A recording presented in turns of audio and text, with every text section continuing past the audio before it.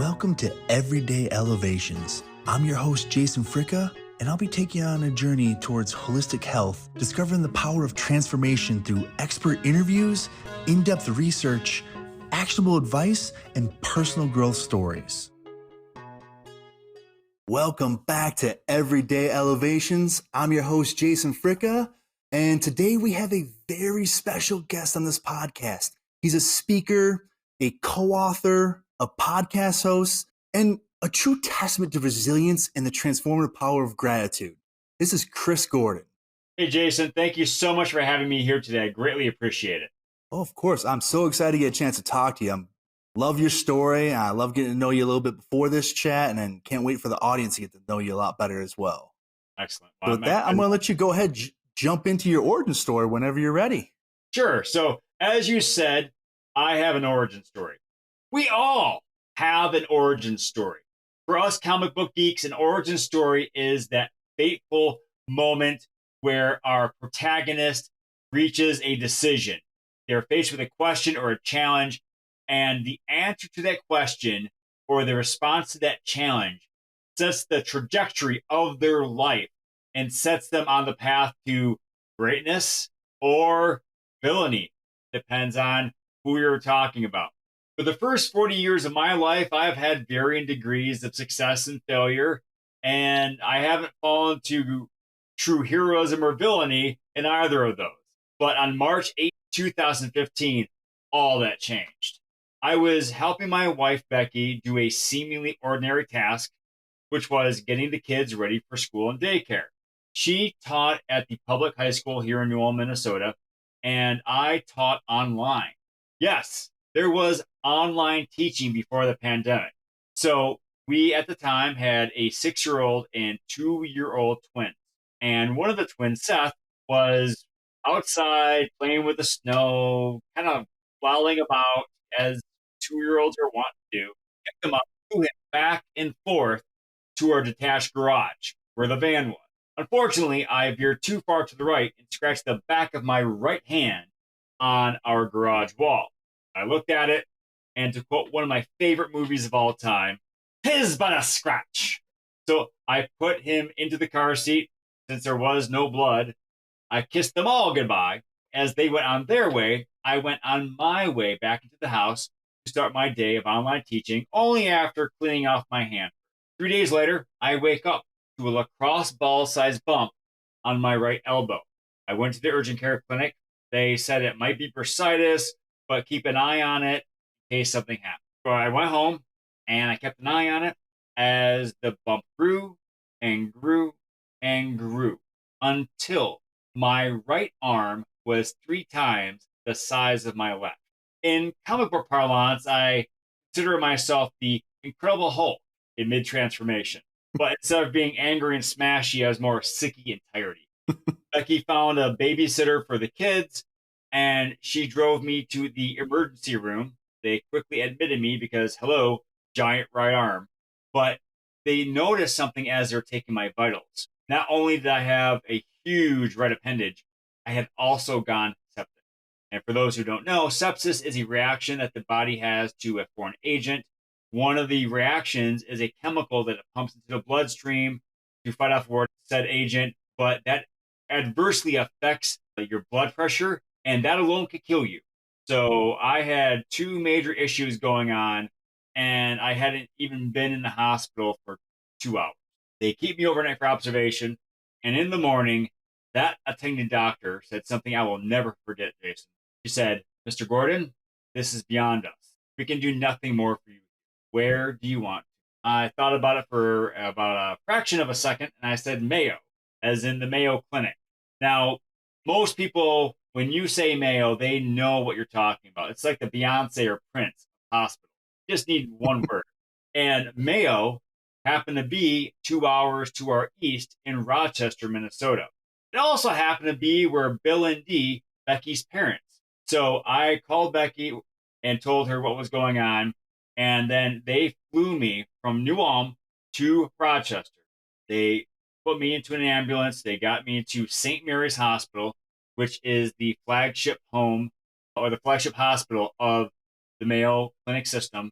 And it was there that they diagnosed me with necrotizing fasciitis, also known as flesh-eating bacteria. Well, it didn't take them long to get into action because they knew what they were dealing with. So they prepped me for surgery, got me in for my first of numerous surgeries, and they put me in a medical coma. I was out for 5 days, and in that 5 day time, I had, first of all, the skin and tissue from the back of my right hand all the way through my arm, shoulder, chest, and back, down through the front of my chest, around my rib cage, and up to my back. All that was removed. And at that time, I had about a 30% chance of survival, even less of a chance of keeping my right arm. You notice I still have it because the attending occupational therapist in that second surgery saw that it still had hand function. So they elected to remove a 15-inch by 4-inch flap of skin from my left thigh, place it on my right hand and forearm. Since this is my thigh on my hand, I call this my fan. But now this is where my story takes a turn into the when you give a mouse a cookie realm. The mouse solves one problem only to start another. Well, sure, my arm was saved, but I still had a huge gaping hole in my left thigh. And I have soccer/runner thighs. They're big boys. So they, instead of letting it close naturally, which it couldn't, they removed one of my quadricep muscles, installed knobs on either side of the wound, and then a shoestring type contraption, which is called a Jacob's ladder, on the inside of the wound. They could tighten the wound over time. Then there's the situation with the exposed areas on my upper right side. They took a skin graft harvester, which I equate to a cheese slicer on steroids, and ran it up and down my back and my thighs. Now, as you can probably tell, I'm a ginger, mostly, and I had a hard time getting a tan before. It's impossible now. So I just lather on the sunscreen wherever I go. Most of those surgeries happened in that first 5 days of the hospital when I was in the coma. I still had a number of skin graft harvesting surgeries and placement surgeries that took place after I woke up, but the life-saving surgeries took place in that first 5 days. So I woke up and I was greeted soon, not only by my wife Becky and my father-in-law Bill, but my brother Jeff lives in Michigan. What was he doing? I didn't know that after I called Becky, I then called, or then she called my brother Jeff, who lives in Michigan, told him the situation, and he immediately found the first flight out of Grand Rapids, Michigan to Minnesota. And then once he reached the Twin Cities, he took a shuttle down to Rochester and spent the next week and a half with Becky and the family, sometimes even sleeping in the hospital to get the latest updates on my condition. So they give me a rough, just like the dime tour. I was finding myself all kinds of questions, but no answers. And when I found myself in that place, I felt like I was in a whirlpool, starting to go down and down and down. I didn't know what I was going to be able to do when I fully recovered, if I fully recovered. How were my relationships going to be like with Becky, the kids, other family members and friends, my students, my colleagues, even total strangers? Where was my mindset? What was I going to be able to do, not only mentally, but academically? How were we going to deal with this financially? I had what I call personal bacteria now, once that physical bacteria had gotten removed. Luckily, though, that personal bacteria didn't have time to ruminate, because in one of our early conversations, Becky sat down next to me and she started telling me about all the wonderful things people were doing, ranging from keeping our driveways and walkways clear of snow, to keeping an eye on the house, to giving the kids a couple toys that were in the van. One of Becky's our classmates from high school started a GoFundMe account, which raised more than enough money to offset the wages I had lost from being in the hospital for over 2 months. Once she told me all of these things that people were doing for us out of love and friendship, I felt that personal bacteria wash away. And I was left with what I now call the attitude of gratitude. And the attitude of gratitude comprised basically of three questions. First is, what good things do I have in my life? Now I'm going to ask this question of you, Jason. When you think of the good things in your life, what comes to mind? Oh, my fiance, the fact that I have a job, the fact that I have a roof over my head, those are the first things that come to mind. It's just love of my life and the good fortune of those other things. Exactly. And that's what I thought of too. I thought of my family, my friends, my faith, my job, my house, all these wonderful things that I really appreciate. But then I thought about what about those seemingly insignificant parts of our lives that we overlook, but bring us that daily dose of joy? So at the time I was in the hospital, the first season of Daredevil dropped on Netflix. And as a comic book fan, I loved that show. But even more so, it allowed me to escape my own situation. Yeah, usually when I ask people what they think about hospital food, the scale slides to negative. The hospital pizza at St. Mary's was phenomenal. It's been 8 years and I'm still talking about it this day. It could be because it had been a long time before I had the pizza, but I still remember it to this day being just fantastic. And to this day, I think about things all over my world in my present vicinity that I am thankful for. I am thankful for this mouse so I can use my computer properly. I am thankful for this trophy I earned for sparring in a Taekwondo tournament because it reminds me that I can spar with people a third or half my age and still come out on top. I am thankful for door hinges because they keep this room relatively quiet when I'm talking with people like you. I am thankful for my right armpit because my right armpit is covered in skin grafts. Skin grafts, which you don't know, are non porous, which means they don't sweat, which means I only have to use deodorant on one armpit every day. You know how much money you save by only using deodorant on one armpit every day, Jason? No, how much? Not much at all. But it's still kind of fun to say. It's a good conversation starter or ender, depending on the company you keep.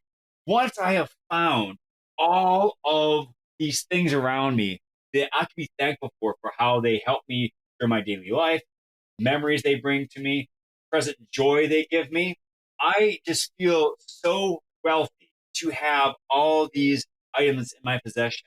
It's like, have you ever seen the movie Free Guy? Yeah, with Ryan Reynolds? Yeah. Okay. Remember the part where he puts on the glasses and his whole worldview changes? Mm-hmm. Well, imagine you put on gratitude glasses or gratitude goggles. And once you put those goggles on, you see everything with a new light. You see the value everything gives you. And it's not a market value. There's no price tag on these items. You see how they make your life richer intrinsically. And that's what I wear all the time. And I rarely have a bad day because I am thankful for all the wealth that is around me. Well, let me jump in right there, actually, because this is an interesting point you make. So you mentioned after all this, you have all this thankfulness and gratitude. How was your attitude and mentality prior to this incident happening? You know, You seem like a very positive guy in general, so I kind of figured you were, but I'd love to hear how your personality was a little bit different, or if not the same prior to. it would be quite the Hollywood story if I were a Scrooge before this event. I just took a whole 180, but I wasn't. I was a normally gracious guy and I was thankful for things. But it's the fact that my gratitude level jumped a number of spots. It's because I am looking at all these things in a more grateful mode that I just don't see them as stuff. We all have stuff. But if I look at these as tools, as memory holders, as joy bringers, I just don't have stuff. I have value. This is even when I am out and about. You think about if I'm walking down a sidewalk, hey, I'm thankful for these slabs of concrete being there because if one wasn't, I would trip and hurt myself and probably look really silly. And I'm not afraid of looking silly. Trust me. but I also like to walk upright. So I'm thankful for those bricks for being there so I can do so and keep my gait. And so it's being able to see the value of where you're at and the things around you at any given time. No, that makes sense. I appreciate you kind of clarifying that a little bit. I love that you talk about the attitude of gratitude and the way you carry yourself with it and break down the little things that bring that joy to you. I know you were pretty upbeat before the incident, but does this make you more aware of some of the little things that you're a lot more grateful for now? For instance, you mentioned the sidewalk. Would you have thought about the sidewalk while you're walking to work or walking from the grocery store or anything prior to this? Probably not. I would, if anything, I would have only looked at the negative aspects of it. If the sidewalk needed to be repaired, or if the road was closed for construction or something, I would notice it in a more negative context. And Makes that sense. actually brings me to the second question I asked myself, Jason, and that was not who I was thankful for, not what I was thankful for, but who I was thankful for. And when we ask ourselves that question, the big groups pop up, people who share our faith, our family, our friends, our colleagues, our neighbors. Those people are all fantastic examples, those whom we should appreciate in our lives. But then in the hospital, I was thankful for the nurses. And not only are Mayo Clinic nurses professional, they are world class, but the nurses that took care of me day in and day out, actually, many of them became my friends. And I have a funny story to share. When you are in the hospital for a number of days or weeks, or in my case, months, they often put a poster on the wall called the Getting to Know You poster. One of the questions on that poster for me was favorite movie. Now, Jason, you heard me quote Monty Python earlier, and I love comic books. On my wedding ring, it says I know in Arabic, which, if you're not aware, is a Star Wars language. So you could probably take a guess as to what my favorite movie would be. That's right, Blazing Saddles. So I had them put Blazing Saddles on the poster. Well, a week or so later, Chris, the head nurse, comes busting into my room, almost knocking over an IV stand. She's so excited for something. Said, Chris, I saw this in the garage sale bin, and I thought of you, and here it is. She handed me a DVD copy of Blazing Saddles. Wow. I am nothing more than a part of her job. I am an item on her to-do list. But she thought so much of me in that moment on her day off when she was looking presumably for something for her own family that she saw this garage sale bin, saw my favorite movie in that bin, and not only recognized it as my favorite movie, but then bought it for me out of her own money.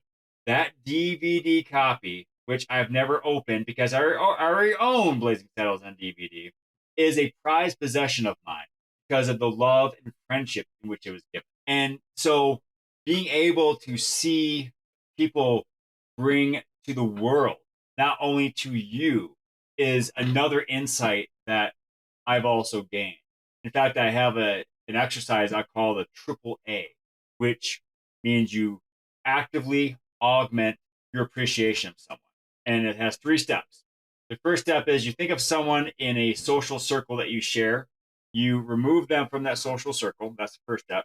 The second step is you then look at all the ways this person positively affects the world wherever they live. Their various communities, their various social circles, without any connection to you. That's the important. Then come back in that social circle that you share, sit back, and you are thankful that you had this wonderful person in your.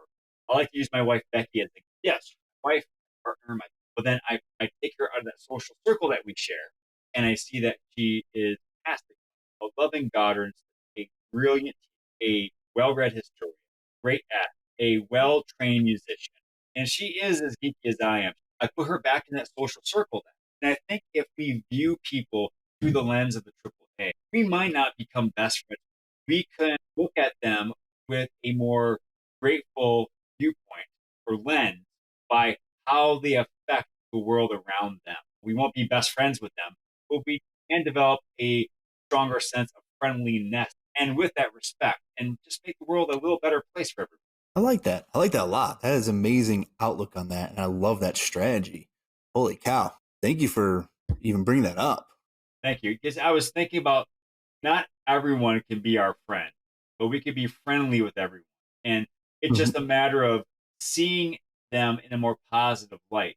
And maybe we don't see that positivity all the time because we're only looking at them through our own lens, how they affect us and how we affect them. But again, if we remove them from that social circle that we share, we remove that tether, we see that, wow, okay, maybe there are other people they get along with better. Maybe they're a fantastic parent, brother, sister, employee, and we can value them through the contributions they give to the world, even though contributions to ourselves aren't as positive.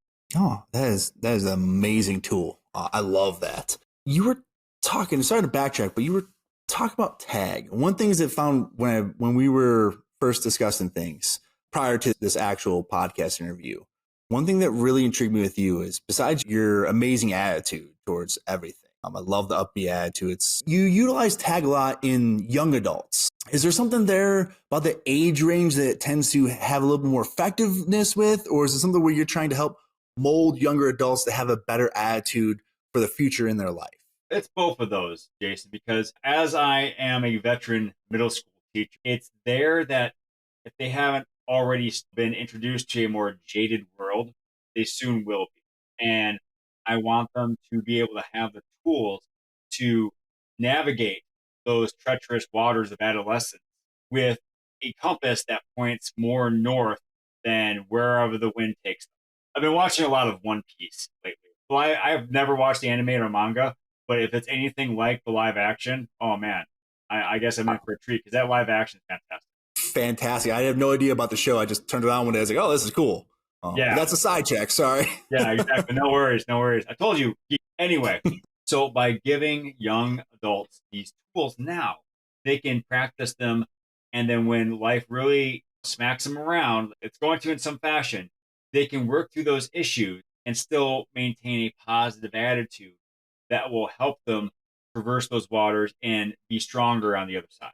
And that's fantastic because, especially in today's society where we measure our success off of Instagram and TikTok and everything, there's such a higher suicide rate and just depression rate in young adults. So I think teaching them this way to be more appreciative of the things they do have and where they can be is just an incredible tool set to have. So I Yeah. love that you teach them. And what you said also brings up another point that I try to make is that with Instagram and TikTok, all we're seeing are the finished products, perfection, if you will.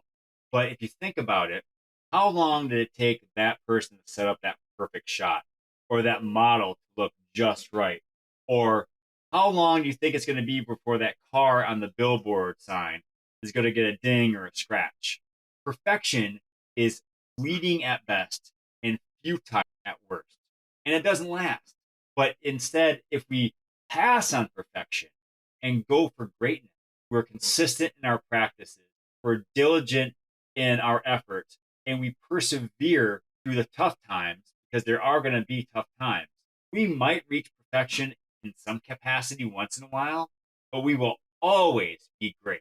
I love that. Love that so much. Thank you. I asked myself what I was thankful for. I asked myself who I was thankful for. And I thought about, okay, how can I give someone else a reason to be grateful? In the hospital, I couldn't do much. But as soon as I was discharged, I started taking action. When I started running again, I would pick up trash on the road or on the sidewalk or someone's yard without getting too trespassed. I would help my neighbors out by snow blowing their driveways and walkways or raking their leaves or mowing their lawns. Like this past summer, I had a neighbor who was gone a lot. And so his lawn was left unattended. And I didn't want someone to get the wrong idea about where he was. So I mowed his lawn for him a couple times, thinking nothing of it. I needed help. A couple months later, he comes to my doorway with a card and told me how much he appreciated that because he was away. He was working in another town, doing not only working 40 hours a week, but also taking classes. And mowing the lawn was something that just was not on his radar. And he immensely appreciated what I could do for him.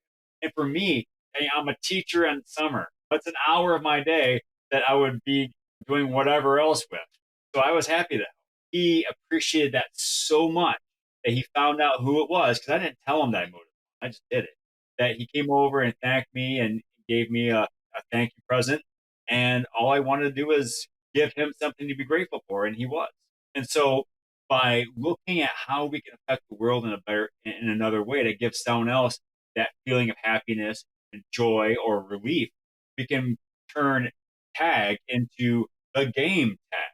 Because I don't know about you, Jason, but playing tag, the playground game by yourself, is boring and a little embarrassing. It might be a little awkward. Yeah. Trust me, I know. But by involving others, it's more enjoyable, it's more engaging, it's more exciting, and you can affect the world at such a greater level than you can just by yourself. I like that. And all these knowledge nuggets here, I'm absolutely loving this so much. Thank you. Now, you went from teaching this in person, correct? And then this is right around when did you start teaching tag in schools? I started speaking in February 2020. Probably guess where that's. I had exactly one professional speaking engagement, which I didn't even get paid for. I just decided I'm a speaker, and I started speaking, and that was great. Then the pandemic hit, and I switched to virtual, and I started my own podcast, started sharing my message, started sharing other people's messages, and when things started opening up again, a lot of people were still very hesitant, so I started sharing online. And this was about 2021. But then I started in late 2021, started getting speaking engagements in schools and other places. So it's been around 2 years, give or take. Okay. They've been speaking for about 2 years. Now, you mentioned the podcast, which is the Scar Bearers podcast that you run. I love that you pivoted during the pandemic because you just started your speaking career at that point. You had the one speaking engagement, then COVID hit, and we were all stuck inside. When you pivoted, I don't want to say credibility because I still feel like you as a human being had credibility, but like you didn't have any speaking experience. What were some of the challenges you had when you pivoted to do a podcast and trying to get people on your podcast, things like that, like to get what you wanted, your lessons out? I viewed it as practice. So I wasn't trying to go for viewership or sponsorship. I was just basically thinking, well, I need practice speaking. I'm just going to speak. And being a member of a community such as necrotizing fasciitis survivors, I found through the internet that, I mean, while this is a rare disease, there are many people who suffer from it and have been affected by it. So right there, I was given a huge number of potential guests. And then I met people online, over time, and we would connect. I would be on their podcast. And so it was quite organic. But while I do truly value the friendships and connections I've made through the podcast, I found that over time, once speaking had been more of a in-person event, my passion is there. So I still do occasional Scar Bears podcasts, but my energies have been moved more toward the speaking in-person realm. Oh, it makes sense. You get a lot more energy when you're actually there in person. You can feed off that energy of the group and see that what you're presenting is actually resonating with them. So I completely get that. I am curious with the podcast though, because you had a lot of really interesting interviews on there. Were there any particular stories that maybe deeply moved or impacted you on a personal level? That's a really good question, Jason. There have been a few. And I was just thinking about this last night, that I've actually had a few guests who have sadly passed away since I interviewed. One was through complications of necrotizing fasciitis. Another was through COVID. And a third was from a different illness. And when I think about them, obviously I am sad, and not only for myself for not having this person in my life anymore, but for their families. But I'm also honored to be able to have the opportunity to share their stories on the internet, where potentially it'll exist for all time. And so to give that someone a gift of that, like I've had a couple of their loved ones message me and thank me for creating the podcast and having this episode with them, so they have something of their loved one to share with others, even though they're gone. I can imagine that's such a huge thing for the family. I recently lost my grandpa about a month ago, and I wish I had more recordings. So I can only imagine, because he was an amazing storyteller. He had the gift of gab. I can only imagine how incredible it feels to have the family know that, hey, we have this story being told by our sons, by our daughters, that's going to be immortalized forever. We'll always have that, get to hear their version of the story. And you play a huge role in that because you interviewed them. And as you said, the internet, I mean, it's not going away anytime soon. So odds are that's going to be out there for quite a while. And that's a fantastic thing because anytime they want to go back and listen to that, it's right there. So I think that's really neat. One of the perks of the podcast, you get to immortalize things like that. So that's awesome. Now, so we mentioned the podcast, which you're kind of steering away from a little bit. You do interviews here and there, and you're doing your in-person sessions, your speaking engagements. What else is on your plate at this point? Well, it's funny you ask because today I just received the proof copy of a new book, From Survivor to Striver. It's amazing. Yes, I'm so excited about this. And it will be available on Amazon. In fact, as we were talking, the ebook is available for pre-order on Amazon. And I'm going to go through this, and they send you a proof copy just so you can check things out and see what needs to be fixed. I already made some notes here because I was so excited to look at it. And so I'm going to go through the rest of the pages here, make my notes, send it back to the publisher. And then I'm hoping by mid-October, this will be ready on Amazon and physical bookstores like Barnes & Noble. And I'm just so excited because this gives me another way to not only affect people in person at that time when I'm speaking with them, but there's a 6-month journal. So they can jumpstart their gratitude practice. There are daily prompts, there are weekly prompts. And being a teacher, I have my assessments in there too. I have baseline assessments, midpoint assessments, final assessments, and I also have pages for people to write gratitude letters to people. So they can let people know how deeply those persons have an impact. Do those pages like tear out easily or just out of curiosity? I haven't been able to do that. They can tear them out, and this is a journal. They could do that, or they could make copies of them, or, worst case scenario, they just have to buy another book in 6 months, which I'm not going to be upset at. Have you ever thought about making like a tag journal, like side piece with that? So like this way you can actually have the action steps with it. I thought about that, but I was thinking, you know what? Why don't we do the double whammy? I've never heard of someone having a memoir / journal, so I might as well be the first. No, that's fair. I like it. I'm excited for that. You need to keep me in the loop. Once that does come out, please send me a link so I can post that, and so I can also, of course, purchase a book. That is very exciting. I am so jealous. Not jealous. I'm actually very excited for you for writing this book. It's something that I want to do at some point in my life. I don't have the story yet to do that.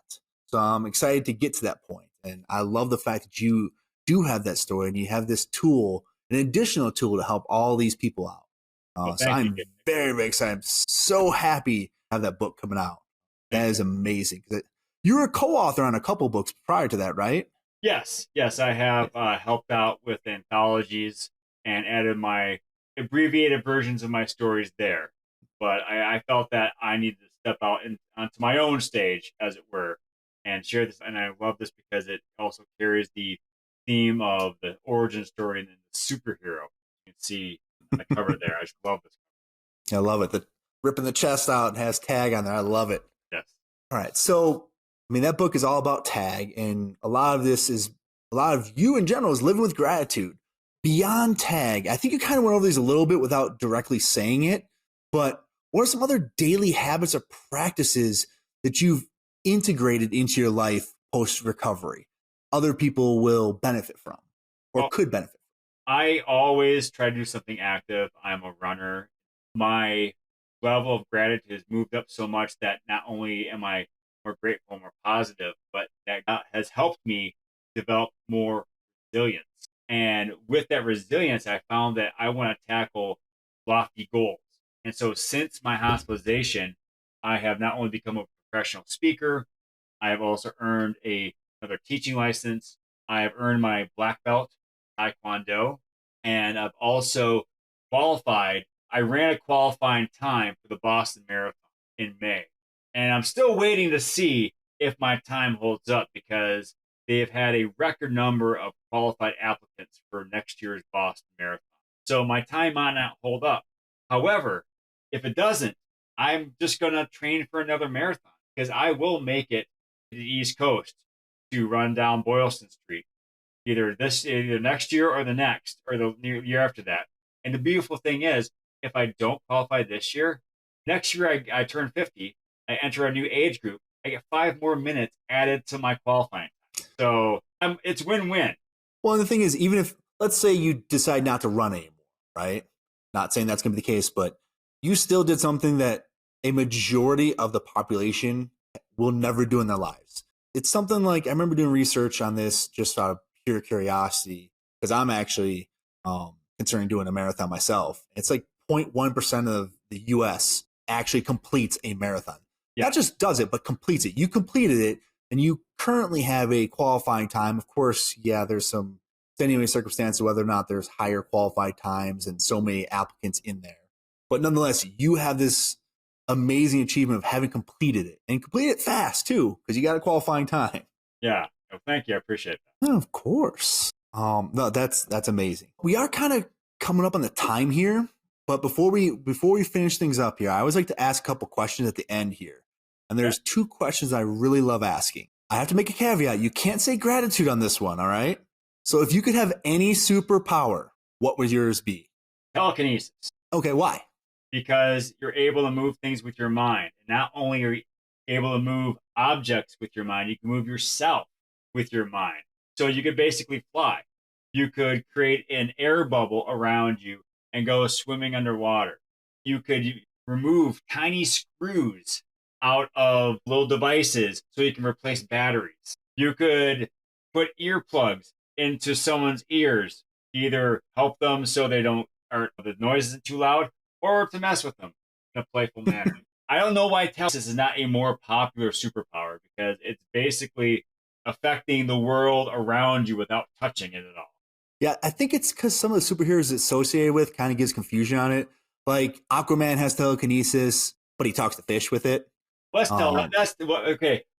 telepathy. Yep, I realized it as I said it. 3D mind. Telekinesis is moving objects with your mind. Mm-hmm. I reckon as soon as I said, I was like, oh, I can't backtrack now. Yeah, I won't correct you too much. Hey, you know what? If I say something wrong, I appreciate you correcting me. And that was definitely wrong. I knew it when I said it, because I'm not as big of a comic book guy as you are, but I still know enough. And I was like, ooh, yeah. All right. So I love that answer. I haven't given telekinesis that much thought either. So I didn't realize there's that many applications to it. I probably should have. That's actually an amazing answer. Yeah. In fact, my brother has written a trilogy of novels called Fail State, which is based on the story of a teenage superhero. And one of the characters, I'm not going to spoil which one, they use telekinesis to come off as another superpower. So it's very sneaky as well. Okay, offline you have to send me that, because I'm going to read up on that. That's awesome. Yeah. I have one more question for you. What is your favorite quote? There's a quote you can live by. I don't mean to make this sound egotistical, but I do like passive perfection, go for greatness, because it basically is what I do in my life, but I'm not going to use that one. This might sound cliche, but I like Descartes, know thyself. The more we know ourselves, our strengths, our weaknesses, the more we can do to better affect the world around us, whether it's helping others or better ourselves. Okay. I can dig that. I like that quote a lot. That's fantastic. I'll definitely keep that one in mind again. Yes, you got to keep that on the holster there for you. In case someone ever asks you that question again, this is where you have it. Exactly. If I leave you one thing, it's a new quote for yourself when someone asks that question. There you go. Well, again, I want to thank you so much for your time. I appreciate you hopping on here. I know you're a busy man, so I'm so grateful to have you on here. Is there anything you'd like to tell my audience before, anything big you have coming up besides that book, anything at all that you have on your mind before you go ahead and call it a day here? Well, Jason, first of all, thank you so much for the opportunity, and I really appreciate our conversation. If people want to go to chrisdtgordon.com, I'll soon have the pre-order link for the ebook and the physical book on there. But if you want to see what I have to offer as a speaker, you can go check that out. You can also go to YouTube, Facebook, LinkedIn, Instagram and look for Chris DT Gordon. You'll find me there. Also on Threads, I'm there as Chris DT Gordon. Check the things I have out if they can benefit you and those you serve and love in a positive way. I'd love to help out. And yeah, please look for the book, From Survivor to Striver: How Gratitude Can Transform You into a Superhero. I cannot wait for that. Well, thank you so much again. It's been an absolute pleasure here, Chris. Have a wonderful rest of your day. Thank you so much for tuning in today. If you enjoyed this episode, please share it with a friend, leave us a review, and don't forget to follow us on social media for the latest updates and behind-the-scenes content.